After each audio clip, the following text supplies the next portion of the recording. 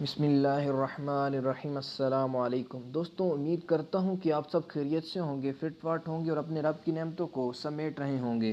دوستوں، آج ہم اس ویڈیو میں بات کریں گے وہ کون سا شخص ہے جس کا استقبال امریکی صدر نے کیا۔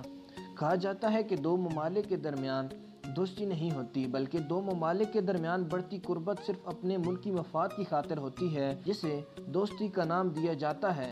ہم میں سے اکثر لوگ پاکستان کے صدر ایوب خان کی اس امریکی دورے کے بارے میں تو جانتے ہیں، جس پاکستانی صدر کا استقبال خود امریکی صدر جان ایف کینیڈی نے کیا تھا۔ صدر ایوب خان نے یہ امریکی دورہ 1961 میں کیا تھا اور اس دورے کے دوران امریکی صدر نے اپنی گاڑی میں نیو یارک شہر کی شاہراہوں کی سیر کروائی، جہاں ہزاروں امریکی پاکستانی صدر کے استقبال کے لیے موجود تھے۔ لیکن کیا آپ کو یہ معلوم ہے کہ صدر ایوب خان کے علاوہ ایک پاکستانی اور بھی ایسا تھا جس کے استقبال کے لیے خود امریکی نائب صدر ایئرپورٹ پہنچے تھے؟ حیران کن بات یہ ہے کہ یہ پاکستانی نہ تو پاکستان کا سربراہ تھا، نہ کوئی سیاستدان، نہ فوجی، نہ ہی کوئی ارب پتی بزنس مین، بلکہ یہ ایک عام پاکستانی مزدور تھا۔ اس عام پاکستانی غریب مزدور کا نام بشیر احمد سارباں اور یہ پاکستان کے شہر کراچی میں اونٹ چلاتا تھا، اور تاریخ میں کبھی ایسا نہیں ہوا تھا کہ امریکہ کا نائب صدر کسی عام پاکستانی شخص کے استقبال کے لیے ایئرپورٹ جائے۔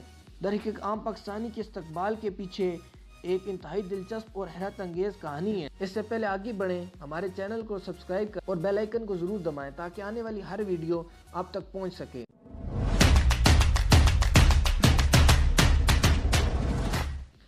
20 جنوری 1961 کو جب جان ایف کینیڈی امریکی صدر بنے، اس کے ساتھ ہی امریکہ کے نائب صدر کا عہدہ لنڈن جانس کے پاس آیا۔ اس سال امریکی نائب صدر لنڈن جانس پاکستان کے دورے پر آئے تاکہ امریکہ اور پاکستان کے تعلقات مزید بہتر ہو سکیں۔ اس دورے کے دوران امریکی نائب صدر نے اس وقت کے پاکستانی صدر ایوب خان سے ملاقات کی، لیکن امریکی نائب صدر کا یہ دورہ کسی اور وجہ سے ہی یادگار اور تاریخی بن گیا۔ امریکی نائب صدر اپنے دورے کے دوران کراچی میں موجود تھے، جبکہ ان دنوں کراچی کو دنیا بھر کے لیے معاشی رول ماڈل کی حیثیت حاصل تھی۔ بشیر احمد نے امریکی نائب صدر کے قافلے کو دیکھ کر دور سے ہی ہاتھ ہلایا اور امریکی نائب صدر کی نظر بشیر احمد پر پڑی تو اس نے گاڑی کو روکنے کا کہا اور پاکستانی سرکاری اہلکار سے کہا کہ بشیر احمد سے اس کا تعارف کروایا جائے، جس کے بعد لنڈن جانس گاڑی سے اتر کر بشیر احمد کے پاس چلے آئے۔ بشیر احمد سے اس کا حال چال پوچھا اور ساتھ ہی دوستی کی پیشکش کر ڈالی۔ یہ ایک انتہائی دلچسپ صورتحال تھی۔ بشیر احمد نے پیشکش قبول کی، جبکہ امریکی نائب صدر نے واپس جاتے ہوئے بشیر احمد کو امریکہ آنے کی دعوت بھی دی۔ بشیر احمد کے تو وہم و گمان میں بھی نہیں تھا کہ وہ کبھی امریکہ بھی جائے گا، اور وہ بھی امریکہ کی حکومت کے مہمان بن کر، کیونکہ بشیر احمد سارباں ایک غریب مزدور تھا جو اپنا گزر بسر اونٹ چلا کر کرتا تھا۔ لیکن امریکہ کے نائب صدر نے اس دعوت اور دوستی پر انتہائی سنجیدگی کا مظاہرہ کیا، اور امریکہ پہنچنے کے بعد امریکہ کے نائب صدر نے اکتوبر 1961 میں باقاعدہ بشیر احمد امریکہ آنے کی دعوت دی اور بشیر احمد کی امریکہ آمد پر اس کے استقبال کے لیے خود ایئرپورٹ پر پہنچے۔ یہ تاریخ ایک انوکھا واقعہ تھا۔ ایئرپورٹ سے بشیر احمد کو واشنگٹن لے جایا گیا اور وہاں صدارتی محل کی سیر کروائی گئی، اور ساتھ ہی بشیر احمد کو امریکی صدر جان ایف کینیڈی کے آفس بھی لے جایا گیا۔ اس موقع پر بشیر احمد نے امریکہ کے ایک سکول میں تقریر بھی کی، جہاں ان کے ساتھ امریکی نائب صدر کی اہلیہ اور بیٹی بھی موجود تھیں۔ بشیر احمد کے ساتھ ایک ترجمان بھی موجود تھا۔ اس دورے کے دوران امریکی نائب صدر لنڈن جانس بشیر احمد کو اپنے ذاتی گھر بھی لے گئے، جہاں دوپہر کے کھانے کا اہتمام تھا۔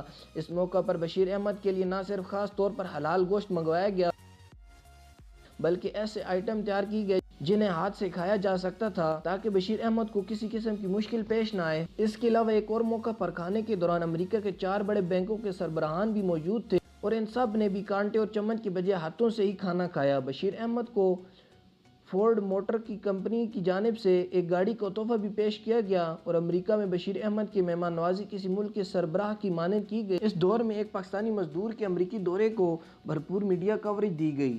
بشیر احمد کو واپس پاکستان آنے کے بعد امریکہ کے نائب صدر نے انہیں عمرہ کی ادائیگی کے لیے سعودی عرب بھی بھجوایا۔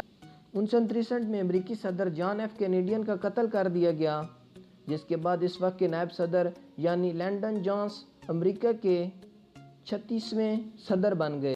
بشیر احمد اور لنڈن جانس کی اس بے مثال دوستی کے بارے میں زیادہ معلومات تو حاصل نہیں، لیکن بشیر احمد 15 اگست 1992 میں اپنے انتقال کے بعد اپنی دوستی کی ایک انوکھی کہانی چھوڑ گئے۔ دوستو، آج کی ویڈیو آپ کو کیسی لگی کمنٹ کر کے ضرور بتائیں اور لائک کریں اور ہماری حوصلہ افزائی کریں اور چینل کو ضرور سبسکرائب کریں تاکہ آنے والی ہر ایک ویڈیو آپ تک پہنچ سکے۔ اس ویڈیو کو اپنے دوستوں کے ساتھ زیادہ سے زیادہ شیئر کریں۔ پاکستان زندہ باد، پاک آرمی پائندہ باد۔